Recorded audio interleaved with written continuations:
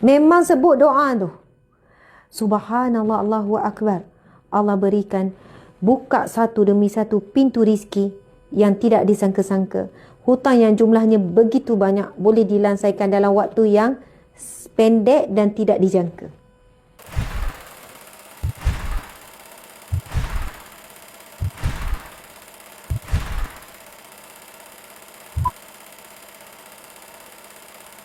Amalan menjemput rizki ataupun membuka pintu rizki, dan kita akan berkongsi apakah perkara yang kita perlu elakkan kerana perbuatan tersebut akan menutup pintu rizki. Sekarang kita terus akan pergi ke whiteboard.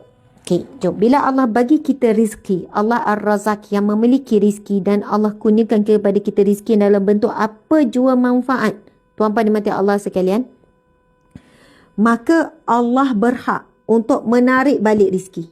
Tarik balik rizki. Ini adalah satu akidah kefahaman kita. Kita kena letak dalam fikiran kita, sebagaimana Allah beri, Allah boleh tarik. Subhanallah, tuan-puan sekalian. Satu perkara yang saya nak share. Antara amalan lah, ini amalan jiwa. Bagaimana kita nak murah rizki? Redha dengan rizki Allah. Perkataan redha dengan rizki Allah. Okey, nampak macam mudah, saya nak bagi contoh. Ada sahabat saya ni, dia berniaga. Jatuh bankrupt kerana kena tikam belakang dengan kawan. Bila saya dengar cerita dia, saya tak percaya dia pernah jatuh seteruk itu. Sampai bukan sakat bankrupt, menanggung beban hutang sekian-sekian. Sebab saya kenal dia adalah orang yang berjaya, sedang berjaya. Dia kata masa jatuh tu, bagaimana nak redha sebab rasa rizki tu hilang dalam jumlah yang banyak kerana manusia. Kerana ada manusia yang khianat. Kerana ada manusia yang buat jahat. Kan, kawan sendiri, tikam belakang, macam-macam lah. Tetapi masa tu dia sedar Allah nak test. Dia boleh redha tak dengan ujian tersebut? Saya ambil, dia kata saya segera untuk redha. Lepas redha, dia kata cepat dan Allah lipat gandakan berlipat kali ganda. So yang saya nak sebutkan di sini adalah dalam bab rizki apa saja. Kawan yang pergi, dulu rapat, tiba-tiba ada masalah, kawan tu tak suka kita. Redha. Ada saja Allah tarik rizki sihat contoh. Allah tarik rizki apa? Kita kena letak mindset, bila Allah tarik sesuatu rizki, pertama kita kena buat bersangka baik dengan Allah. Allah paling tahu. Bab rizki kita kena redha. Ada orang berniaga, hari ni tak untung. Redha. Bersangka baik. Dengan akhlak yang begini, Allah akan lipat gandakan lagi. Esok, lusa dan sebagainya. Pertama, redha. Yang kedua adalah yakin. Ini adalah tip ataupun amalan hati. Dalam bab rizki, pertama redha. Redha dengan jenis rizki Allah bagi dan kadar rizki Allah bagi. Kedua, yakin dengan Allah. Yakin. Yakin bahawasanya bila Allah ambil sesuatu, lalu kita redha tadi, yakin Allah akan gantikan dengan lebih baik. Combine. Ini adalah amalan hati. Kita belum pergi kepada amalan zahirin, kita pergi kepada amalan hati dulu, bab rizki. Amalan hati adalah mula-mula redha dengan bentuk rizki Allah bagi, dengan kadar yang Allah bagi. Yang kedua, yakin. Yakin terhadap apa jua rizki Allah bagi, itu yang terbaik. Dan yakin apa jua rizki yang Allah tarik, Allah akan gantikan dengan yang lebih baik. Tak ada dua pilihan. Sama ada kita berusaha dan dapat apa yang kita impikan, ataupun kita berusaha dan tak dapat apa yang kita impikan, lalu kita redha dengan apa yang Allah beri. Kita redha dengan apa saja rizki Allah beri, walaupun rizki ni tak sebagaimana kita impikan. Percayalah, Allah akan berikan rizki yang lain dalam bentuk-bentuk yang lain. Rizki dalam bentuk-bentuk yang lain. Okey, baik. Kita cakap pasal rizki kan. Kita dah faham rizki maksud dia apa? Ini definisi daripada alim ulama. Rizki adalah apa sejua kurniaan Allah dalam bentuk manfaat, itu adalah rizki. Bukan terhad kepada harta. Okey. Boleh dah kita padam. Sekarang kita nak pergi kepada amalan. Amalan membuka pintu rizki. Amalan pertama iaitu taqwa. Merujuk pada surah At-Talaq ayat 23, Allah berfirman, A'udzubillahi minasyaitanirrajim. Wa man yattaqillaha yaj'al lahu makhraja. Barang siapa yang bertakwa kepada Allah, Allah akan berikan kepadanya jalan keluar. Wa yarzuqhu min haitsu la yahtasib. Dan Allah akan kurniakan rizki. Wa yarzuqhu. Asal perkataan rizki di situ. Dan Allah akan berikan rizki. Wa yarzuqhu, dan akan diberikan kepadanya min haitsu la yahtasib, daripada sumber yang tidak disangka-sangka. Wa man yatawakkal 'ala Allah fa huwa hasbuh. Dan barang siapa yang bertawakal kepada Allah, Allah akan berikan kecukupan. Innallaha balighu amri, sesungguhnya Allah lah yang menetapkan segala urusan hamba-hambanya. Qad ja'alallahu likulli syai'in qadra. Dan Allah lah yang berkuasa di atas segala sesuatu. Okey. Ayat ni famous, dinamakan ayat 1000 dinar. Ayat 1000 dinar ini adalah ayat untuk dapat rezeki yang luas dan ia melibatkan rezeki yang tidak disangka-sangka. Walaupun gaji dia sikit, dengan dia punya bebanan tanggungjawab dia banyak, dengan anak-anak sekolah, dengan itu, dengan ni, tetapi hati dia sentiasa yakin dengan Allah dan dia sentiasa beramal dengan amalan-amalan yang membuka pintu rezeki. Apa yang berlaku tanpa sekalian? Setiap bulan hidupnya cukup. Lebih daripada orang gaji 10,000 tapi tak cukup. Antaranya adalah dia kata banyak rezeki yang tak disangka. Kadang pergi makan sana sini orang belanja. Kadang makan satu keluarga pun orang belanja. Kan? Nak pergi sini ada orang ini. Ini. Rezeki yang tak disangka tu banyak. Kadang jiran bagi tu. Wallahualam dia kata, Ustazah, saya pernah jumpa orang yang macam ni. Tuan-tuan sekalian. Rezeki tidak disangka-sangka, dia tidak ada limit. Tak ada limit, no limit. Rezeki yang disangka ada limit lah. Kalau gaji bulanan kita tu kan. Sebab itu tolong jangan bergantung kepada rezeki yang limit tu.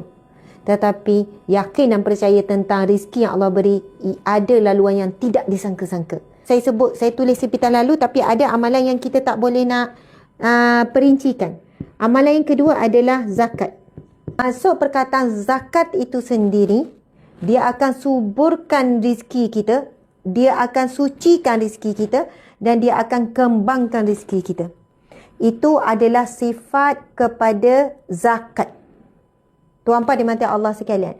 Sebab itu jangan pernah merasakan bahawasanya zakat itu akan mengurangi harta, sebagaimana firman Allah surah At-Taubah ayat 103. Surah At-Taubah ayat 103.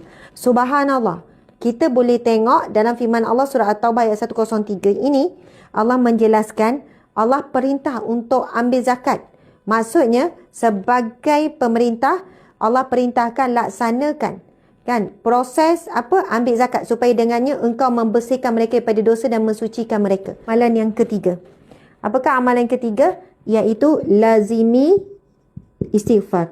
Ini merujuk kepada firman Allah surah Nuh. Tuan-tuan saya kena baca surah Nuh ayat 10 hingga 12. Allah Subhanahu Wa Taala berfirman, dengarkan ya. A'udzubillahi minasyaitonirrajim. Faqultu astaghfiru rabbakum innahu kana ghaffara. Yursilis samaa'a 'alaikum midrara. Wa yumdidukum bi amwalin wa banina wa yaj'al lakum jannatin wa yaj'al lakum anhara. Sadaqallahul azim. Baik. Ini firman Allah. Janji Allah maha ditepati. Janji Allah tidak diragui sedikit pun. Tinggal lagi kita istiqamah atau tidak beramal. Apa dia Allah berfirman? Faqultu astaghfiru. Kan? Allah berfirman, katakanlah. Dan sehingga aku berkata, pohonlah ampun. Faqultu astaghfiru. Istighfar. Pohonlah ampun kepada Tuhan kamu. Tentang istighfar dan kaitan dengan rezeki telah dibincangkan oleh alim ulama dan kita selalu dengar amalan ni. Orang kata nak murah rezeki, istighfar. Ada masalah, istighfar. Kamu sekian istighfar. Kenapa istighfar? Kita tahu, kita sebut terus ya, antara penyebab rezeki kita tutup, penyebab pintu rezeki itu tutup adalah maksiat. Dan bagaimana nak membersihkan maksiat, nak delete dosa maksiat adalah istighfar. 1, 2, 3. Saya sebut amalan yang keempat, iaitu eratkan silaturahim. Nabi yang sahih, hadis riwayat Muslim, Nabi bersabda, sesiapa ingin dilapangkan baginya rezeki, siapa yang nak kelapangan rezeki dan dipanjangkan untuknya umurnya, lapang rizki, panjang umur dalam keberkatan. Hendaklah dia menyambung silaturahim. Okey. Yang kelima, lazimi sedekah. Yang kelima adalah lazimi sedekah.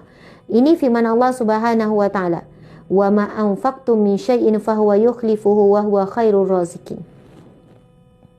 Janji Allah tuan-tuan sekalian dalam surah Saba ayat 39. Allah berfirman yang bermaksud, dan apa sahaja yang kamu sedekahkan, apa sahaja yang kamu beri infak, sedekah sikit ke banyak, maka Allah akan menggantikannya dan dialah pemberi rezeki yang sebaik-baiknya. Allah janji Allah akan gantikan. Jadi itu yang kelima. Yang seterusnya, manfaatkan waktu pagi. Nabi SAW berdoa untuk orang yang memanfaatkan waktu pagi. Sebab itu orang kata jangan tidur waktu pagi. Tidur waktu pagi, tutup pintu rezeki. Apa kaitan tidur waktu pagi, tutup pintu rezeki? Orang yang tidur lepas subuh, maksudnya dia tidak berusaha. Dia tidak buat kerja. Sedangkan waktu pagi ada doa khusus Nabi Muhammad kepada orang yang aktif pada waktu pagi, yang keluar awal pagi cari rezeki. Apa dia? Nabi berdoa, Allahumma barik li ummati fi bukuriha. Allahumma barik li ummati fi bukuriha. Allahumma barik li ummati fi bukuriha. Ya Allah, berkatilah umatku di waktu paginya. Ya Allah, berkatilah umatku pada waktu paginya. Nabi memang mendoakan khusus, ya Allah, berkatilah umatku pada waktu pagi. Sebab itu orang kata pagi ni waktu yang berkat. Rizki banyak mencurah-curah. Okey. Dan janganlah bila hujung minggu tidur. Kan? Sedangkan setiap pagi termasuk hujung minggu tu berkat. Zimi solat duha ni memang ada kaitan dengan rizki lah. Tapi biarlah solat itu kerana Allah. Macam istighfar tadi, istighfar kerana Allah. Kan? Dengan amalan yang istiqamah tu Allah akan buka pintu rizki. Dan tak salah pun. Saya salah tak nak beramal solat duha. Saya memang solat duha kerana Allah. Tapi dah waktu yang sama saya terselit mengharapkan Allah akan lapangkan rizki. Tak salah. Sebab ia memang ada kaitan. Dia memang disebut dalam lafaz hadis Nabi. Contohnya, Nabi SAW bersabda yang bermaksud, wahai anak Adam, janganlah engkau tinggalkan 4 rakaat solat di awal siang, iaitu solat duha. Nescaya aku akan mencukupimu pada petang harinya. Allah akan memberikan kecukupan. Tapi solat duha tu 4 rakaat yang disebut dalam hadis Nabi ni. So kita tingkatkanlah sikit jumlah solat duha kita. Okey, apakah perkara yang boleh menutup pintu rezeki? Ada banyak perkara, tapi saya nak sebut satu perkara yang kadang-kadang kita tidak sedar. Dan sebenarnya, perkara ini juga yang menyebabkan pintu rezeki dibuka. Apa dia? Orang yang menyegerakan membayar hutang, Allah akan buka pintu rezeki. Ini pengalaman saya sendiri. Contoh ya, adalah satu perkara yang membuatkan kita stuck. Dan biasanya stuck tu membuatkan kita meminjam. Bila meminjam, stuck tu lagi bertambah stuck lah. Macam itulah ceritanya kan. Lepas tu Allah uji pula, kita tak dapat pun nak tak dapat nak kembangkan pun perniagaan tu. Jadi so sekarang perniagaan yang diusahakan tak berjaya ketika itu. Kemudian ada hutang pula. Ceritanya tuan-puan sekalian, masa dah buntu tu, kan, macam-macam cara kita usaha begitu begini, orang ni dah minta hutang gini, masa awal kahwin dulu kita macam-macam berniaga kan, kita usaha itu ini kan, macam tu lah. Lepas tu akhirnya Allah jumpakan kami berdua, saya dengan suami, dengan seseorang. Lepas tu seseorang tu cakap macam ni, dia kata, ni Ustazah berhutang kan? Ya, memang rasa macam mana? Memang rasa beban. Okey, dia kata, cuba jujur dengan diri. Hutang yang dibuat tu kerana keperluan ke kerana kehendak? Saya pun jawab dua-dua. Ya, keperluan dan memang diakui kerana kehendak juga. Lepas tu hamba Allah ni kata macam ni. Pertama, buat solat taubat dulu. Istighfar banyak-banyak. Mau taubat khusus sebab apa? Ya Allah, aku bertaubat kerana aku telah melakukan hutang yang tidak syar'i. Maksudnya yang tidak berkat. Kalau orang susah nak makan berhutang, tak dikira meminta-minta, tak dilarang. Sebab memang keperluan. Tapi hari ni kita banyak berhutang bukan kerana terdesak, tetapi kerana lifestyle, kerana kehendak, tuan-tuan sekalian. Lepas tu dia kata senaraikan jumlah hutang tu. Tulis di atas kertas dan doa khusus. Kami suami isteri pun senarai lah. Hutang rumah, hutang kereta, hutang itu, hutang orang ni ada senarai. Dia kata bangunlah di waktu malam. Minta ampun dengan Allah. dan doa khusus supaya Allah menyelesaikan, membantu selesaikan setiap hutang ni. Subhanallah, kali ni niatnya adalah, ya Allah berkatilah usaha yang dilakukan kali ini ya Allah. Berkatilah sumber rezeki ini ya Allah. Kami nak bayar hutang ya Allah. Kami nak bayar hutang. Kami nak selesaikan hutang ya Allah. Memang sebut doa tu. Subhanallah, Allahu Akbar. Allah berikan, buka satu demi satu pintu rezeki yang tidak disangka-sangka. Hutang yang jumlahnya begitu banyak boleh dilansaikan dalam waktu yang pendek dan tidak dijangka. Kadang saya takut juga nak cerita macam ni, nak cerita lebih detail berapa jumlah hutang, tempoh masa. Tetapi miracle happen apabila kita tahu bahawa sedar diri kita tentang bab hutang.